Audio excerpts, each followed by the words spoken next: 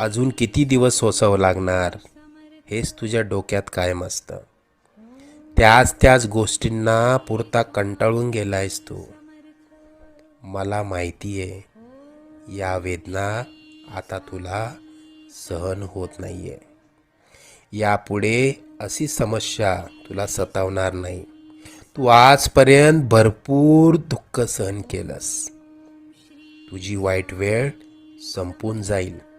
त्यानंतर येतील सुखाचे सोन्यासारखे दिवस. बाळा, तू प्रयत्न करत राहा.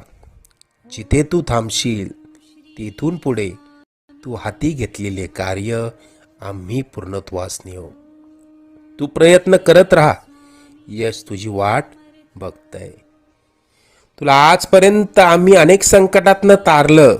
उद्या येणारं संकट कितीही बलाढ्य असलं तरी डगमगू नकोस. आम्ही सदैव तुझ्या आणि कुटुंबाच्या पाठीशी उभा राहू. तुला जेव्हा आमची गरज वाटेल मनापासून हाक मार, आम्ही नक्की येऊ. अरे, मायबाप मानतोस ना आम्हाला. तुला पैशांची गरज असेल तर सांग, पण कोणापुढे हात पसरू नकोस.